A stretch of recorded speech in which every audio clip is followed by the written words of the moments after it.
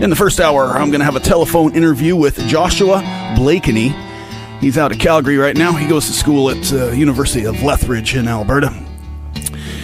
Who is Joshua? He is an independent journalist and former media coordinator for the globalization studies at the University of Lethbridge. He is currently studying for a Master of Arts degree at the University of Lethbridge. His research topic is, check this out, the origins of the global war on terror, academic debates, and interpretive controversies. Yeah, he's coming from a truther perspective. Joshua's research became national news after he was awarded the Queen Elizabeth II Graduate Scholarship to study the origins of the global war on terror. And that creep with the National Post, Jonathan Kay, he stuck his mug in when he heard this and wrote a piece about what is the world coming to when we're going to give a conspiracy theorist a scholarship. Yep, that's going to be part of tonight's conversation for sure. Okay, let's see. Joshua's published many articles on a variety of topics, including the War of Terror and the events and aftermath of 9/11. More recently, Joshua has collaborated with activists Splitting the Sky, who attempted a citizen's arrest on George W. Bush March 17th, 2009 in Calgary. Joshua filmed and interviewed a number of individuals during the trial of Splitting the Sky, including former U.S. Attorney General Ramsey Clark, former U.S. Congresswoman Cynthia McKinney, Professor Anthony J. Hall, and of course Splitting the Sky. The footage, which Joshua filmed during the trial, which many people dubbed the trial of Splitting the Sky versus George W. Bush, became the content of his 2010 documentary, Arresting Impunity. And as I promised, I have Joshua Blakeney. He's in Calgary tonight. Joshua, are you there? Hi, Raymond. Hi. Welcome to the Unbought and Unbossed show. Thank you. It's a pleasure to be on your show. Well, thank you. And you've been doing an awful lot of work the last couple of years in, I guess in truthy communities.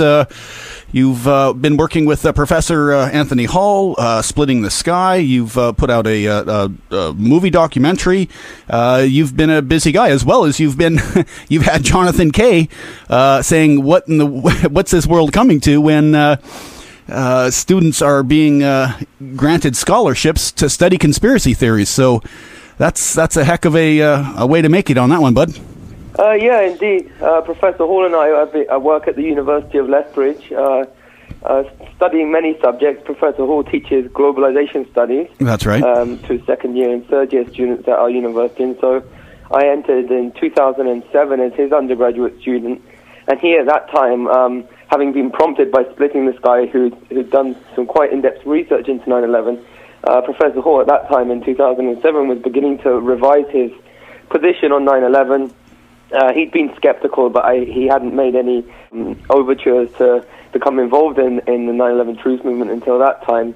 And so him and I kind of went through that thought process together. And so when my undergraduate degree culminated, we discussed the possibility of trying to do graduate work, a master's thesis, revolving around the origins of the global war on terror, we're calling it. So, you know, per se 9/11, but also just the general outgrowths of that. And lo and behold, on November 24, 2010, so last November, I opened my email box and someone in the higher echelons, unbeknownst to Professor Hall or I, had nominated me successfully for the very prestigious Queen Elizabeth II Graduate Scholarship. Only 3 Canadians received that scholarship to pursue this 9/11 studies.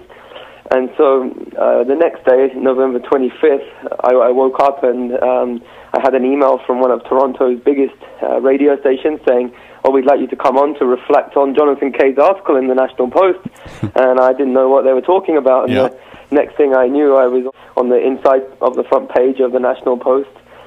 Jonathan Kay had done a diatribe against what he perceived was a waste of taxpayers' money, or what he argued was a waste of taxpayers' money, because I was getting funded, a modest amount of money, really. I mean, it's $7,000 to last me 2 years. I mean, if you think you have to eat, buy all your books, pens and pencils and so on, and computer equipment out of that fund, it's obviously a lot less than Jonathan Kay gets, because his book was published by a Rupert Murdoch subsidiary. He's just recently published the hit job, shall we say, the attack on the 9/11 skeptics community, entitled "Among the Truthers," and so obviously that book's causing quite a stir in the 9/11 community at the moment. Yeah, I'm not too happy with them.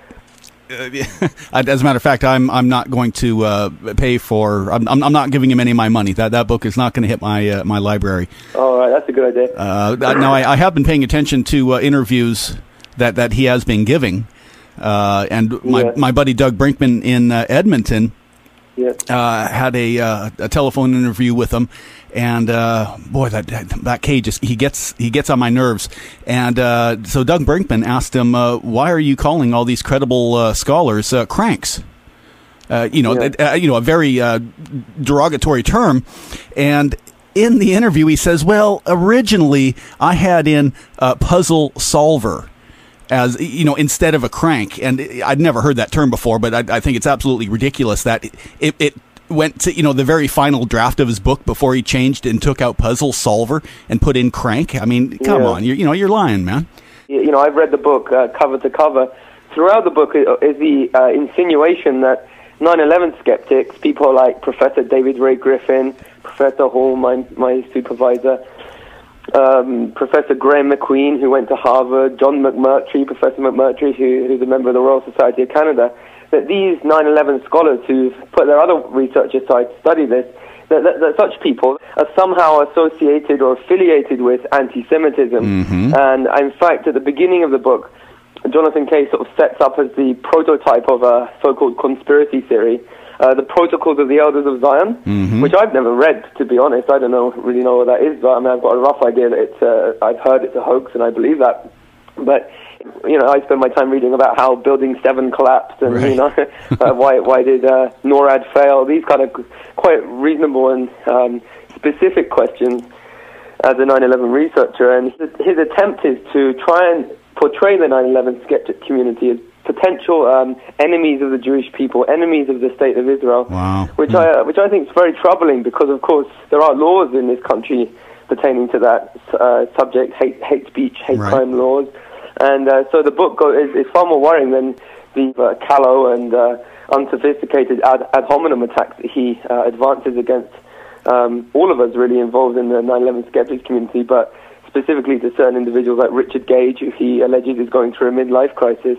I mean, my main response to him would be, it's irrelevant, someone's personal traits. I mean, suppose for the sake of argument, Richard Gage was going through a midlife crisis. What would that have to do with his utterances? What would that have to do with the truthfulness or falsity of his statements? It's absolutely irrelevant, right? I mean, someone could be mentally ill and still come out with a correct statement, like Building 7 came down by controlled demolition, which it clearly did. Yeah. And so his book, at one level, it's kind of ironic and laughable, but at another level, it is quite troubling, especially with his Harper majority coming in. Of course, Jonathan Kay earned his spurs within the context of the National Post, and the National Post kind of created Stephen Harper, CanWest Global, the Asper family, and Conrad Black. And so I think there is a troubling element to this, because the subtext is that the 9/11 truthers are winning. We're winning the argument, and Jonathan, in his book, is very telling that he cites no evidence to defend a theory. So you would assume if someone wanted to defend the official story of 9/11, that the burden of proof would be on them to justify that belief. Yes. And I don't believe that, so there's no burden of proof on me to prove the official story is true. I think it's fanciful, it's fantastic, I don't believe it, and so I don't have that burden of proof. But he does defend the official story. But then he said, "Oh, well, one of my friends said the book wouldn't sell as well if I included evidence, so I omitted that," which is a pretty ridiculous and weaselish approach to a book on the subject. Yes, indeed. Yeah. I don't have a lot of respect for him. I had him on my show about a year ago or so, and he told me, and again, this is another lie, that his what he was attempting to do in studying the 9/11 Truth Movement was for those who were not familiar with David Ray Griffin and the likes, that he was going to help other people learn about these 9/11 Truth researchers. Yeah, is what he said on the radio. I mean, he completely said what I wanted to hear. In the back of my mind, thinking I don't really believe you, and now I don't believe him at all. Yeah. But Yeah. Yeah, well, he says that, his official explanation for his motive to write the book was that, I receive emails from conspiracy theorists who are sort of housewives going through a divorce and stuff. But he said these conspiracy theories pertaining to 9/11 were emanating from individuals who have formidable credentials, have PhDs, who are university professors, who are architects. And so he said he wanted to find out why people with such credentials are believing what, in his view, even though he doesn't prove this statement, what in his view was a crazy conspiracy theories. And so that's the premise of the book. But really, I see it, my personal reading of the book, it's an attempt to make 9/11 skeptics appear to be a potential threat to Jewish people or to the state of Israel, because Jonathan Kay is an extremist, extreme partisan to the state of Israel. His partisanship for Israel is so transparent that he even wrote a book alongside a Mossad agent, or produced a book, a hagiography of the Israeli Mossad. And so, I mean, you couldn't make it up. The 9/11 event made Israel's enemies, Arabs and Muslims, the enemies of pretty much everyone in the Western world who believes the mainstream media. Mm-hmm. And then you have attacks time and time again on the 9/11 skeptics community, on professors, especially who look into 9/11. You have attacks emanating from people who are partisan to the state of Israel. So I've been attacked with Jonathan Kay, who has a close friend, Mossad agent, named Michael Ross. He's produced a book with. He thanks Michael Ross in his 9/11 truth-related book.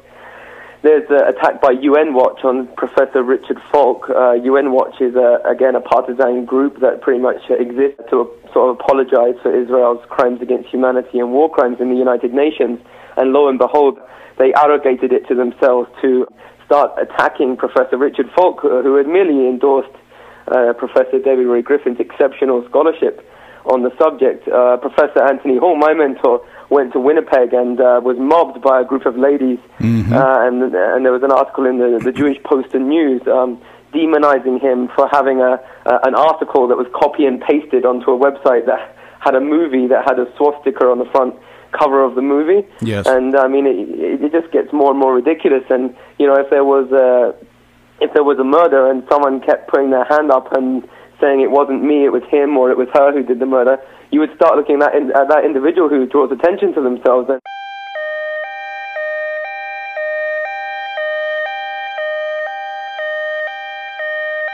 The Protocols of the Elders of Zion, which is, if you actually look at the structure of the protocols, the way it sets up this villain that in secret controls the entire world, the basic structure of the conspiracy theory contained in the protocols has been replicated in all sorts of conspiracy theories, including conspiracy theories about 9/11. Since September 11th, more than 60 Israelis have been arrested or detained, either under the new Patriot anti-terrorism law or for immigration violations. A handful of active Israeli military were among those detained, according to investigators, who say some of the detainees also failed polygraph questions when asked about alleged surveillance activities against and in the United States. Heard it.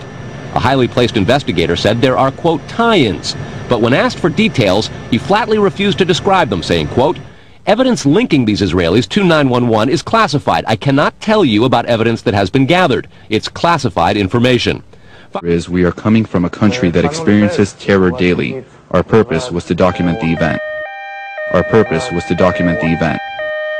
Must be said that, as far as my research has taken me, that the Likudnik hard right in Israel, coupled with their allies, their foreign agents, you might say, in the United States of America, played an important and significant role in orchestrating the war on terror and indeed the fraudulent events of 9/11.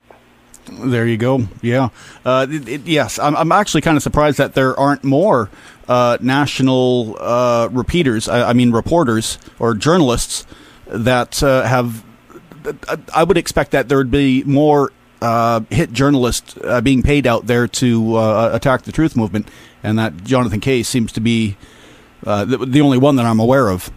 Yeah, well, it's really an elephant in the corner of the room for the journalistic community, because if they concede that there is credible evidence bringing into question almost every aspect of the official story of 9/11, then they have to concede that they did gullible journalism in the aftermath of 9/11 instead of skeptical journalism in the aftermath of 9/11. Right. And so they're kind of damned if they do and damned if they don't.